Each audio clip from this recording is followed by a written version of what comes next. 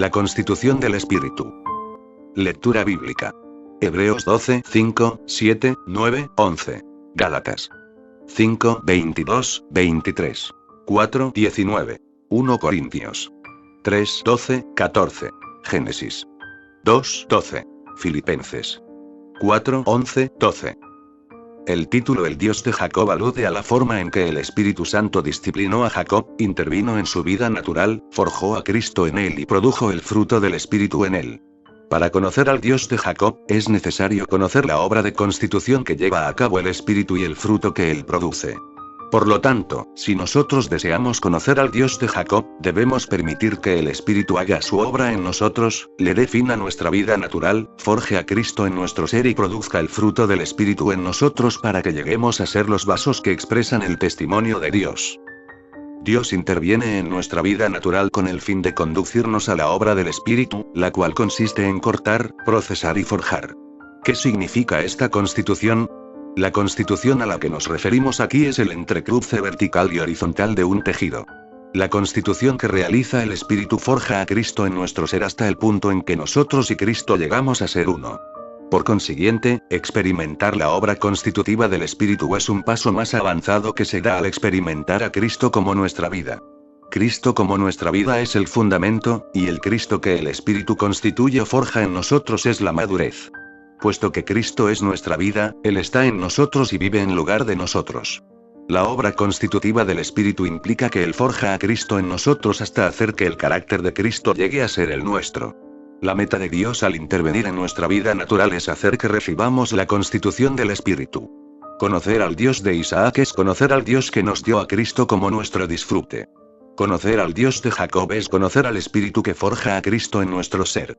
Esta experiencia es semejante a la manera en que se entreteje y se elabora un bordado. Partícipes de la santidad de Dios. Hebreos 12, 9, 10 dice que el Padre de los Espíritus nos disciplina para lo que es provechoso, para que participemos de su santidad. Dios nos disciplina y el Espíritu obra en nosotros paso a paso, al hacernos atravesar muchas dificultades y situaciones adversas, con el propósito de hacernos partícipes de su santidad. Su santidad en este caso no se refiere a la santificación de la que habla 1 Corintios 1, 30, donde se hace alusión al hecho de que Cristo es nuestra santificación. Hebreos 12 habla del Padre de los Espíritus, el cual nos hace pasar a través de quebrantos y pruebas para que participemos de su santidad, la cual se forja como resultado de la disciplina y se produce por lo que hace el Espíritu en todas las dificultades y circunstancias adversas a las que nos enfrentamos. Es verdad que ninguna disciplina al presente parece ser causa de gozo, sino de tristeza. Pero después da fruto apacible de justicia a los que por ella han sido ejercitados. Hebreos 12, 11. Este es el resultado de la obra que el Espíritu Santo hace en nosotros. Algunos cristianos tienden a exhibir su vida natural y son como Ezequías, quien se complacía en hacer alarde de todo lo que tenía. 2 Reyes 20, 12, 13. Cuando Dios los sana de alguna enfermedad, no cesan de testificar de ello. En realidad, esto no es testificar, sino hablar ociosamente. A menudo se vuelven a enfermar de lo mismo debido a que tienen la tendencia a aparentar. Y por eso mismo, Dios se ve obligado a disciplinarlos. Una vez que se cansan de exhibirse, espontáneamente dejarán de dar sus testimonios jactanciosos. Ya no necesitarán hacer grandes esfuerzos por no jactarse más, pues habrán sido quebrantados por Dios al grado de producir fruto espontáneamente y ya no actuarán como lo hacían antes. Esto es lo que forja el Espíritu en ellos. Dios no solo nos dio a Cristo para que sea nuestra vida, sino que también forja a Cristo en nuestro ser para que sea nuestro carácter. Cristo como nuestra vida es el fundamento. La naturaleza de Cristo como nuestra naturaleza es lo que forja el Espíritu. El Espíritu quebranta nuestra vida natural con el fin de producir un nuevo carácter en nosotros. Dios utiliza muchas maneras de disciplinarnos a fin de que participemos de su santidad y produzcamos el fruto apacible de justicia. Esto es lo que nos muestra la historia de Jacob. Jacob no solo llegó a comprender que Dios es el comienzo de todo y la fuerza que lo sostiene todo. Él también adquirió un nuevo carácter. Dios obró y constituyó en él el carácter de Cristo de tal manera que el carácter de Cristo fue forjado en él. En sus últimos años, Jacob cambió por completo debido a que el carácter de Cristo había sido forjado en él. El fruto del Espíritu. Gálatas 5, 22, 23 dice: Mas el fruto del Espíritu es amor, gozo, paz, longanimidad, benignidad, bondad, fidelidad, mansedumbre, dominio propio. Esto nos muestra que amor, gozo, paz, longanimidad, benignidad, bondad, fidelidad, mansedumbre, dominio propio no son virtudes dadas por el Espíritu Santo, sino el fruto que el Espíritu Santo produce en nosotros. El fruto del Espíritu Santo indica que hemos asimilado algo de Cristo, lo cual hace que estas cosas lleguen a ser nuestro carácter y nuestras características personales. Este es el significado del fruto del Espíritu. A esto nos referimos cuando decimos que el Espíritu Santo está forjando a Cristo en nosotros. El Espíritu Santo está haciendo una sola obra, la cual consiste en quebrantar nuestra vida natural y constituir a Cristo en nosotros, haciendo que el carácter de Cristo llegue a ser el nuestro a fin de que el amor, el gozo, la paz, la longanimidad, la benignidad, la bondad, la fidelidad, la mansedumbre y el dominio propio se expresen espontáneamente en nuestra vida y produzcamos así el fruto del Espíritu. Esto es lo que Dios nos ha mostrado hoy en día. Cristo se forma en nosotros. Pablo les dice a los Gálatas que él volvía a sufrir dolores de parto hasta que Cristo fuese formado en ellos. Gálatas 4:19. Dios dio a Cristo a los creyentes, lo cual constituye el primer paso. Pero Dios desea hacer una obra más profunda, la cual consiste en formar a Cristo en nosotros. Dios quebranta nuestra vida natural para que Cristo se pueda formar en nosotros, o sea, que Cristo sea forjado y constituido en nosotros. Pedro era una persona de carácter fuerte. Su vida natural siempre lo hacía sobresalir entre los demás. Una vez que Dios tocó su vida natural, su parte fuerte se debilitó. No obstante, la debilidad de Pedro no fue el fin. Dios siguió forjando a Cristo en su ser. Como resultado, los que se relacionaban con él, se daban cuenta de que su ser había sufrido un cambio y que era una nueva persona. ¿Cuál es la extensión de la obra del Espíritu? Él obra hasta que Cristo sea constituido y formado en nosotros. Pablo dijo en Filipenses 4:11. He aprendido. Este era el resultado de que Cristo se hubiese formado en él. Pablo aprendió poco a poco. Él aprendió a estar humillado y a tener abundancia. Él dijo: he aprendido a contentarme, cualquiera que sea mi situación. Y añade: en todas las cosas y en todo he aprendido el secreto. Verso 12. Pablo había experimentado un cambio fundamental.